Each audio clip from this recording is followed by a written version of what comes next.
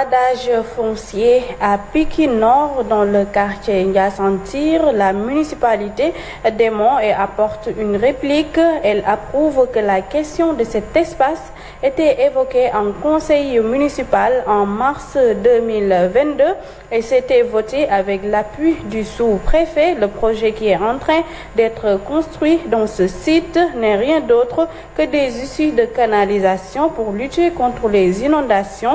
Et pour ceux qui disent avoir des terrains dans cette zone, la municipalité affirme que des mensonges.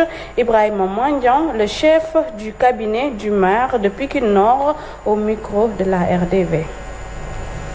Qui se sont formés en association se sont sortis hier pour parler de bradage des terres qui se trouvent au niveau de Ndiassantir. Il y a le conseil municipal qui s'était tenu en mars 2022 et que la question de cet espace-là a été évoquée. Le conseil municipal l'avait voté à l'unanimité.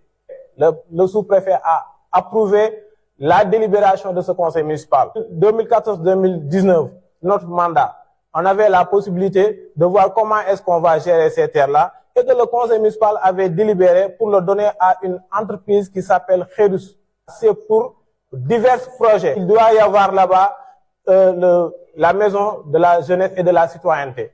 Il doit y avoir le centre commercial de Pikine Nord, maison de la femme. Il doit y avoir maison des handicapés. Le Zawiya Cheikh Omar Foutiyou Tall. Il doit y avoir une école élémentaire. Donc, ce sont des projets qui ont été votés ici, dans cette salle, par le conseil municipal. Nous apportons seulement des éclaircissements par rapport aux populations qui sont dans le quartier Ndiassane et qui ont besoin d'être informées. Non, le projet qui est en train d'être fait là-bas, c'est juste pour un peu apaiser la souffrance de ce quartier-là, parce que en période d'hivernage, donc ils sont dans le désarroi. Cette partie-là devait avoir des issues de canalisation pour déverser l'eau de l'autre côté de l'arène nationale, parce que eux, ils ne pouvaient pas vivre dans la précarité, mais surtout avec ces eaux-là qui stagnent et qui restent au quartier. Maintenant, le maire a trouvé un promoteur qui est en train de faire ces égouts-là que vous trouvez là-bas sur place. Il y a maintenant ceux qui étaient là-bas qui ont parlé et qui disent avoir détenir des parcelles là-bas. Ce sont des mensonges. Parce que toutes les personnes qui avaient des parcelles là-bas ont été dédommagées.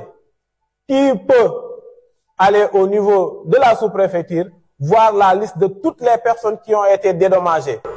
Le président Macky Sall